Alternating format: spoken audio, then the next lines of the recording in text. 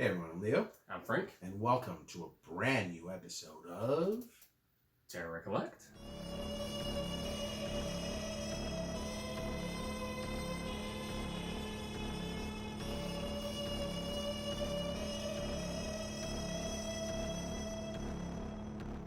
Hey guys, thanks for joining us once again. This is episode 3 of RECOLLECT Season 2. And if it wasn't obvious, today in this episode we are going to be discussing the Puppet Master franchise. More specifically, Full Moon Entertainment. So for people that aren't necessarily horror fans of our age or maybe novice horror fans, give us an explanation as to what Full Moon Entertainment or what it means to horror fans. Full Moon Entertainment is a production company that has given us some of the cheesiest but greatest horror films of all time. And part of the appeal of these films was the fact that you had to go to the video store to rent them. These were I think the term was direct to video or straight to video titles. You couldn't go to a movie theater and watch the latest Puppet Master movie. And that's part of what that world of Full Moon Entertainment was. So one of the other things we're going to be discussing in this episode is what the video store experience was like, to be able to go to the video store, hope that one empty box was there so you could take it to the clerk to go rent your movie. There's still a few video store holdouts like Videotech in South Pasadena, Video Paradiso over in Claremont, but video stores as we knew them no longer exist, where they were full of VHS tapes, movie posters on the wall, and just that whole experience is dead. It no longer exists. So we're going to be reminiscing a little bit about that because it kind of ties in very perfectly with Full Moon Entertainment. And part of that appeal was the artwork on the cover box. Like it was such beautiful artwork that just drove you straight to that. And they really did a great job. Yeah, they really don't make cover arts like that. No. They really don't. And what Leo means by they, we mean, well, Charles Band, really. He is the head of Full Moon Entertainment. And he also had a couple of different production companies, Moonbeam Entertainment, which gave us films like the Prehysteria trilogy, which I absolutely loved as a kid, and Empire Pictures, which gave us Reanimator, and Ghoulies. Yeah. Full Moon gave us a slew of different genres. They dabbled in action films, science fiction, period pieces, horror. Vampire. A little bit of everything came through Full Moon Entertainment, so that the name has become synonymous with just kind of fun, kooky horror movies. What are some of the other, like, maybe we'll say more solid series in the beginning? I'd say a lot of fans would probably agree that aside from Puppet Master, I'd say Subspecies is probably one of their more popular ones. And that's a vampire. Vampire, yeah. But they also got Demonic Toys, which I think was a little, like you said, they kind of have trying to duplicate the success of Puppet Master. So, and then eventually we got Demonic Toys versus Puppet Master. But at the same time, I mean, I must admit that I wasn't always a dedicated Full Moon viewer. By the time we got to maybe the mid-90s to early 2000s, maybe because of the Scream series, people started taking horror a little bit more seriously. So as the rest of maybe the studio-made horror films started progressing and you got greater content and greater stories, Full Moon kind of kept going with what they were doing before. So although they've given us some great series like Trancers and Subspecies, Dollman, Demonic Toys, some really great ones in that early 90s era, by the time they got to like, what were some of the titles? Like the 2000s, really. They had Evil Bong, The Ginger Dead Man. I know Killjoy was one. Killjoy, Unlucky Charms. Ooga Booga. Oh. What was the other one with the exclamation mark? Horrific! Horrific! It's horrific! I want to make a comedy movie called Ha! Oh my god, I love it. I mean, just looking by, like there's Tomb of Terror, Monsters Gone Wild. That sounds kind of sexy. That might be one of their pornographies. Which they had a lot of on their Full Moon channel. They did. On Amazon Prime, there's a Full Moon channel. So if you guys, this is not a pitch for them because we don't get any kickbacks from them, but they do have a free 6-day trial. So if you want to catch up on some Full Moon films, They have some pretty decent ones on there for free. Yeah. So They for got 6 they got days, their it's best free. ones on there. Put it Yeah. that way. And if you want to see Evil Bong, I think it's on there too. What's the other one? Evil Bong versus Ginger Dead Man? Yeah, I just love that name, Ginger Dead Man. the first Ginger Dead Man had a Gary Busey in it, and it's basically. Oh my God, it did. Was he the Ginger Dead Man? Yeah, it's basically like he was a serial killer or something that got his blood mixed in with the batter, something like that. I think that's part of the cool appeal of these. When you think of full moon, or when people, like you said, when horror nerds think of full moon, you have a tendency to think of like just fun horror movies where they're not necessarily incredibly scary. Like one of our favorite characters for both Frank and I is Torch. Mm-hmm. And he's just the coolest little dude. We've talked about him before in previous episodes. Then you have Blade, you have Leechwoman, you have Pinhead, you have Six Shooter, you have Jester, you have Tunneler. Yeah. And they're just like, they're fun, they're cool. I mean, I'll share a quick story. I had a pretty rough beginning as a young person, maybe about 12 years old. There were some problems going on, and I would go to a friend's house who lived down the street whenever things were getting crazy. And I was already a horror fan, and he was coincidentally also a horror fan. And his name was also OJ. But this was before the Simpson case, so OJ did not have the meaning that it does now. But I would go over to my friend OJ's house, and he had a big movie standee life size of RoboCop, which was an amazing thing to walk into. He had it was my first time seeing a theatrical one sheet in someone's home. And he was like, oh my God, this guy loves movies and he takes it seriously. And he was the one who introduced me to Puppet Master. And then you got to see the wonderful world of Puppet Master. And then you would have, at the end of these videos, they would always do this thing called a video zone, which was this kind of behind the scenes look of how they made the movie you just watched. So this was special features before DVD, because standard movies did not include that. I mean, they may include a trailer, but like a studio made movie would never include a half an hour of how they made the movie, and then little clips and previews of stuff that they are working on to really hook the viewer to their work. So in a way, I don't want to use the term ahead of their time, but maybe they were ahead of their time in terms of that level of marketing, and knowing that if the person that is watching this now, if they enjoyed it, they're going to passionately wait for and enjoy the next chapter of whatever you're doing.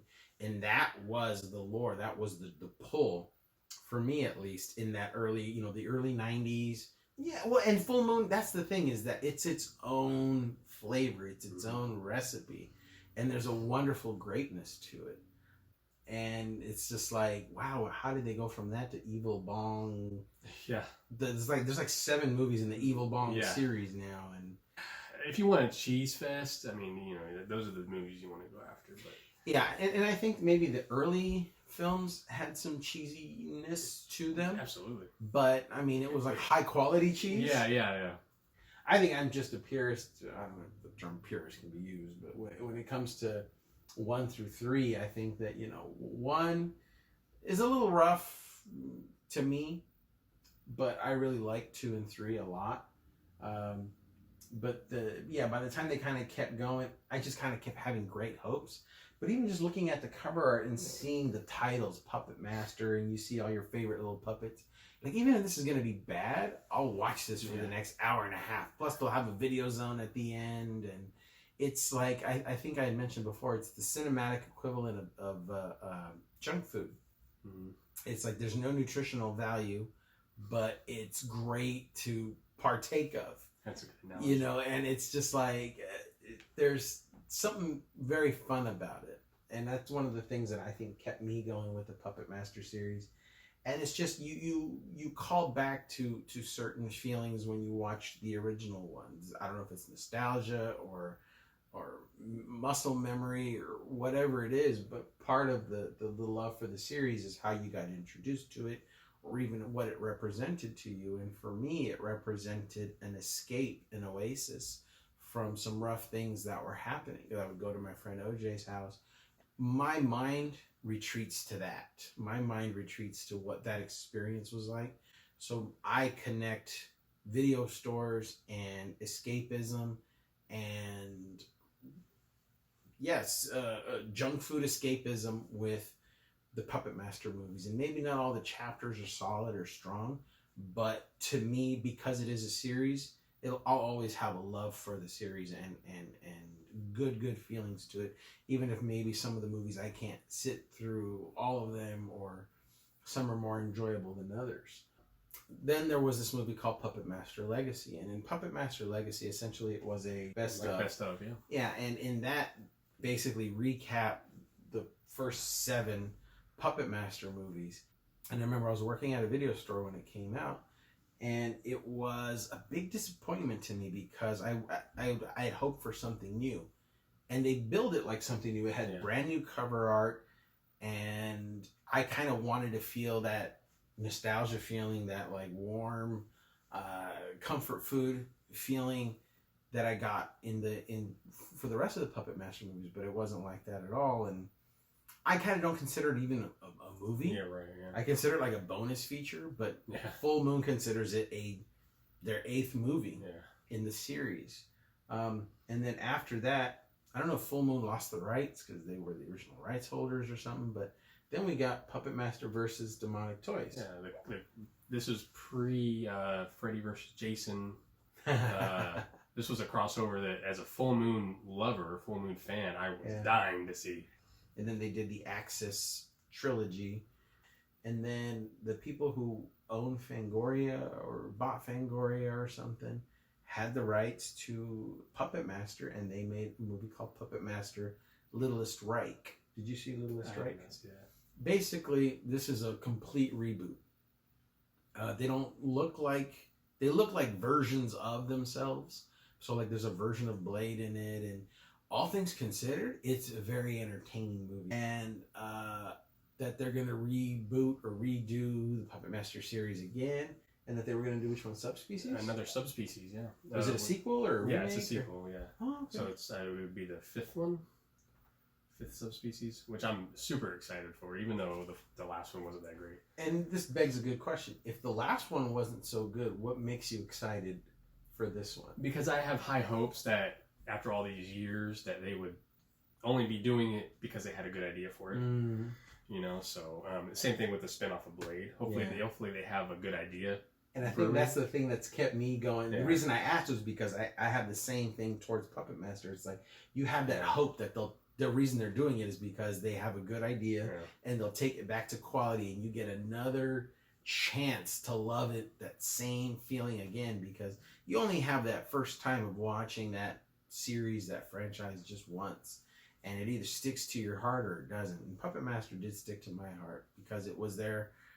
There's a theme that goes on with movies for me. If a movie is there for me in a rough period of time, it's always a part of my heart and of my life. And one of the reasons I'm a diehard horror fan.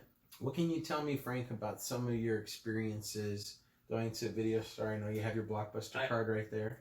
I am still a proud member of Blockbuster. I think there's only one Blockbuster left in Alaska or something, so you're gonna have to drive quite a distance there, and they'll still have your late fee for that one copy of Luscious Lola back in '90 whatever.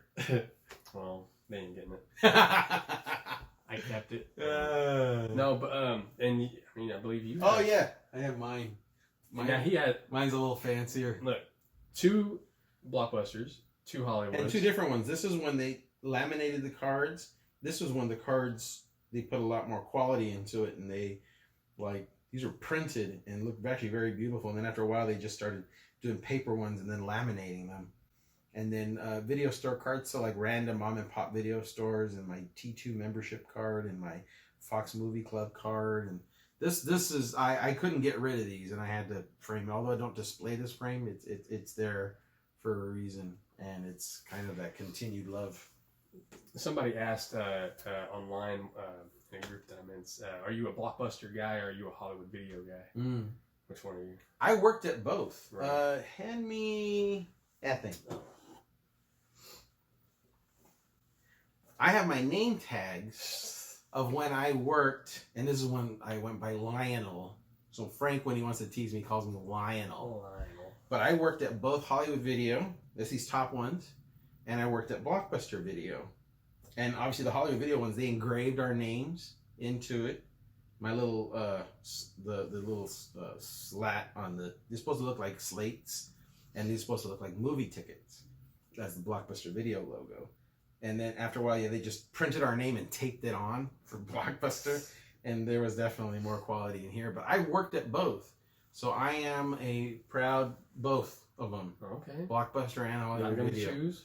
All right. Well, I've created my own called Hollybuster Video because it is an amalgam of the two. If you had to pick, what would you pick? Even though Hollywood Video brought out the whole 5-day rental. Were they the ones? Yeah. Oh, because Blockbuster was 3-day rentals. It was 2 or 3 day. 2-day, I think. New releases were 2-day, I believe. Oh, but I would never rent new releases. I would always go to like the horror section, the martial arts section. Yeah. Oh, it was. There was one that had a little red paper that said 2-day new releases. Yeah. And then when you went into their what they call their library or their catalog or their stock section of categories, those were all 3 days. 3 days for Blockbuster. Yeah. And then Hollywood Video came out with 5-day rentals. How did I not remember that? And then I believe, didn't they, Hollywood Video also did the no late fees, I believe. No. No? No. No late fees. I was working at Blockbuster when no late fees was introduced. So it was Blockbuster? Yeah. Oh, okay. See, that's why I got mixed up. And I'll even share a quick story, which may not make to the final edit, but I'm going to say it anyway because the camera's rolling. I hated my time towards the end of working at Blockbuster because working at a video store is not always what it's cracked up to be. Yeah, you have access to movies, but you also have to deal with a lot of crap because you're a grown person working at a video store. I wasn't 12. I was in my 20s. So it wasn't, it wasn't a mom and pop store where I could sit there and like go and grab a movie and watch it and like just greet people and talk about movies. Like you had tasks to do and you had a high volume of rentals coming in and you had to help customers and you had to do computer work and you had to clean, you had to restock, and you weren't being paid very well and you weren't being treated very well. So towards the end of my tenure, I was really burned out. And there was a commercial for No More Late Fees where people would walk. I'm almost getting chills thinking about it. And I might even cry or get emotional sometimes. So the commercial was people marching to Blockbuster, picketing, saying, no more late fees. Oh, I no remember more that. late fees. And then so the commercial, a guy drops this little thing and it says, no more late fees. And then there's a thing where the song goes, it's over. And everyone's like cheering. And for me, it was like the pain of working. It was almost like the pain of working at Blockbuster is going to be over one day. One day there'll be an end to this. It wasn't fun anymore. It hadn't been fun for at least a couple of years. And oh my God, just I remember seeing that commercial. It's like, it's over. It's like one of these days my pain of working at Blockbuster is going to be over. So yeah, I mean, as much as I love movies, as much as I have close to 2,000 movies. As much as I love to recreate the concept of a video store, working at one was not all it was cracked up to be, especially towards the end. But yeah, that's my little story. I don't know if it'll make it in the final cut, but I'm the editor, so I'll figure it out. But yeah, you were mentioning Blockbuster was the one that did no more late fees. Okay. Yeah. And then but if I had to pick one, I'm a Blockbuster. Nice. So just because it was the one that I started going to it and I ended with it. You know what? Blockbuster started it, and Hollywood Video was a copy. Yeah. Of Blockbuster. Yeah. I mean, they copied everything that they.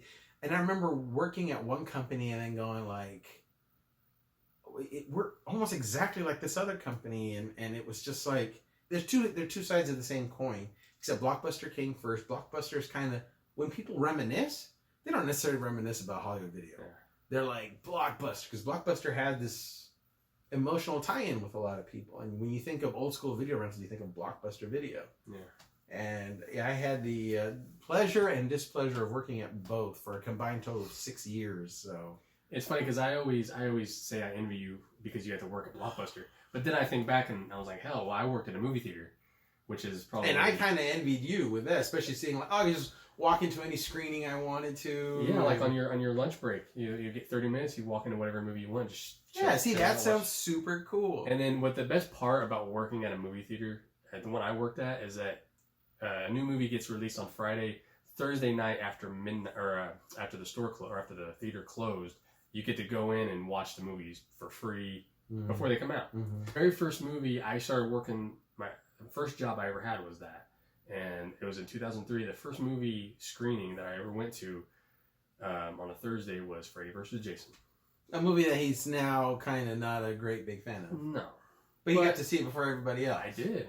So I could. Man. That was actually really fun. And I actually have very minimal displeasure stories to tell. Because I love it. When I was, I want to say maybe about 6 or 7. You know, not just Blockbuster, and we're going to give some love to those mom and pop stores. Oh, those were great. There was one that I remember going to a laundromat with my mom. And told somebody they had a video store. They had a video store connected to the laundromat. No way. And this was a laundromat. I don't remember the circumstances why we were there. I mean, obviously Washing you do laundry, but like why? Because we had to wash it dry. I don't know why. But at this opportunity, Mom was like, you know, go and look and see what you want to rent. You can rent whatever you want. And I was already into horror anyway. She didn't really care. How old were you? Oh, I was about like 6 or 7. Okay, yeah. Nice, yeah. Dude. I'm jealous. So I wasn't allowed to until I was like 13. And there was nobody in here. It was like there was just nobody in the laundromat except us. There's nobody in the little video store except us, and it was run by the same person. So I felt like the world was my oyster because I went to this thing and there's all these movies for me to choose from. And it wasn't as big as Blockbuster or anything like that, but they had a lot of horror. Especially if you have a video store inside of a laundromat. Yeah, I mean, but it was still, from what I can remember, it's still pretty big, and it had a huge selection of horror. That's what I'm saying. Like, video stores were so prevalent. Yeah. Like, even companies that didn't... I remember going to video stores that were inside grocery stores. When I saw Nightmare on Elm Street 3, it was... My first time doing it was rented from a grocery store. Halloween 5, the first time I saw that was rented from a grocery store. Yeah. And it's just crazy to think about it because those things wouldn't even exist anything close to these days. Yeah. So then how else was that experience like for you? Well, I mean, as far as I can remember, I remember that was the first time I saw like certain cover arts like Sleepaway Camp 3, was it 3? No. Yeah, 3, where it has like the Jason mask. That's 2. 2. 3 is just the girl standing there with a butcher knife, and the girl doesn't even come out in the movie. Oh yeah, that's right. And then 1 is the bloody shoe with the knife through it. Yeah, that's right. Well, that one, part 2 is the one that I saw, and that's the one I rented because it had. So you rented it from the laundromat? Yeah. Oh my god. So that is such a cool story. Yeah, I love it. So and I don't remember anything else. I don't remember watching the movie when I got home or anything like that. But that was a fun thing because I could choose whatever I wanted. And I was the only one in there, so I felt like I had control of everything. You know what? Now that you mention, I think that's one of the things that I loved as well because I had access to quite a few video stores. Some in grocery stores, some in. I remember, like I said, mentioned that Music Plus was one because the front of it was like all records and tapes, and this was back in the 90s. Records and tapes, maybe a handful of CDs because they weren't non-existent, and the back was all VHS. Like a rental section, and then there was the warehouse. There was it wasn't like a warehouse like where people move pallets and stuff, but the store was called the warehouse. And then there was like Tower Records and all these different places they rented tapes, and it was just like and even just driving down the street and seeing like some ghetto little store in the middle of nowhere, something video. You just wanted to go in, and those are the ones that actually had the coolest covers because they had those same stock of tapes. They never bought new ones. Yeah. So they had some of them old school, like original first generation, first printed covers.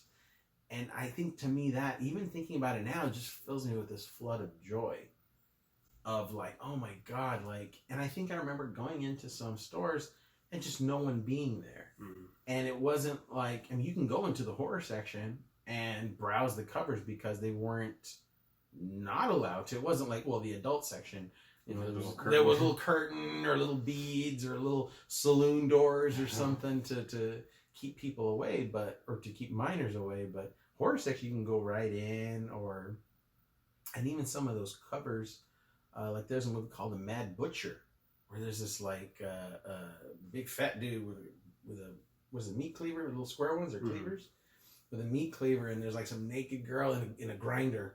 Going like this, and you see her butt, and it's all drawn. It's all hand drawn. It's beautiful artwork.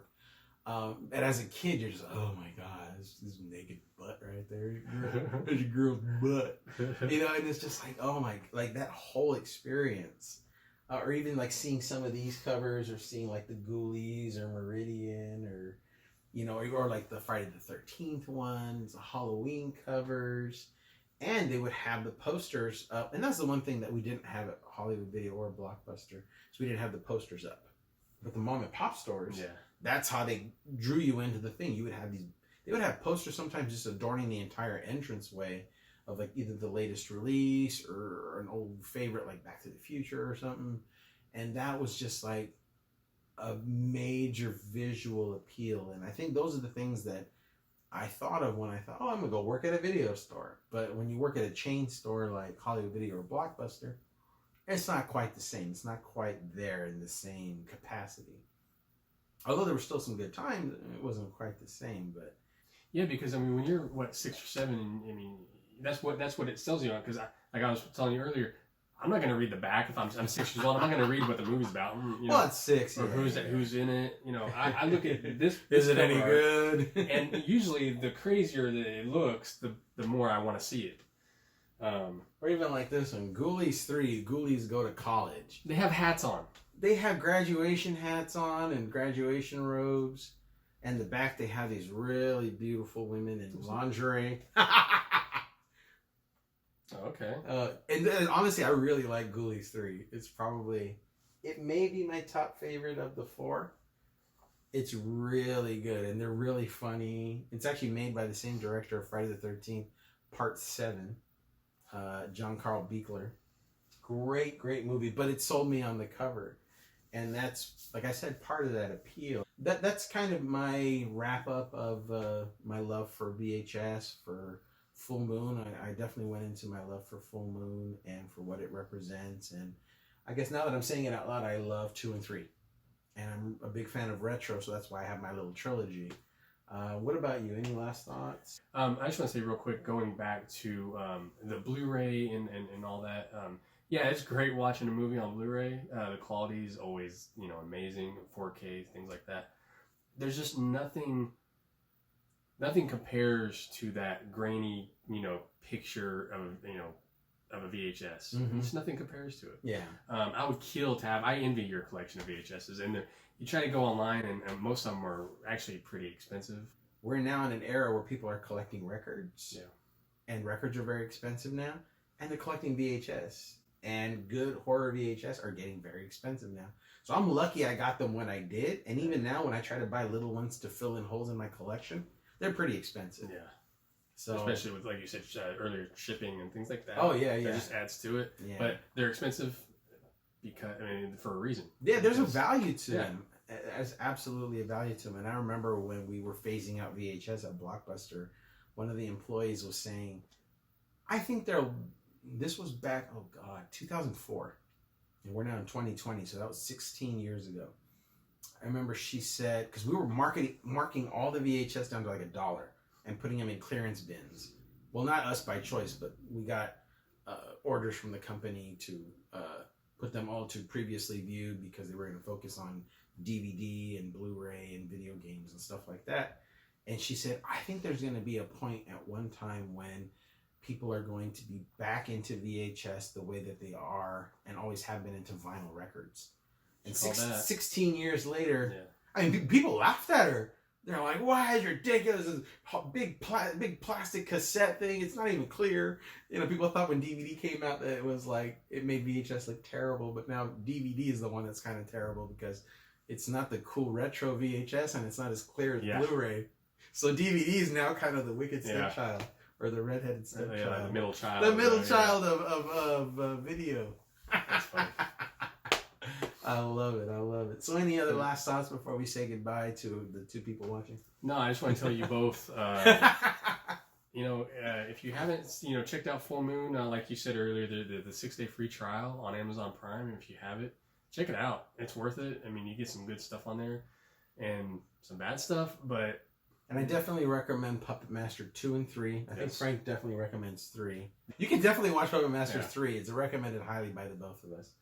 And, I mean, even being able to kind of, because like I say, a lot of times, all this stuff kind of lives in my head, but it isn't until you explain it to a camera and to a good friend that you just kind of go, huh, so that's what I really think of it. That's interesting.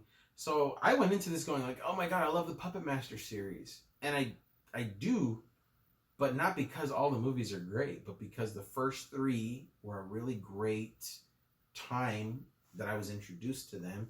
And even the little subsequent ones like Pit and the Pendulum and now Shadow Zone and some of these other early Full Moon entries, the title, the name Full Moon, I see it and it's just like looking at a big chocolate bar or like a big some junk food that's really, really good, and it's just like, okay, yeah, this isn't like having a nice steak or something, but sure is good.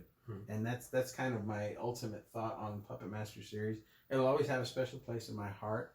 I will always love VHS. I will always love the memories of going to video stores, being able to sit there and talk to the clerks and discover movies based on the cover art and the artwork, because it really was artwork. And I love having tapes now.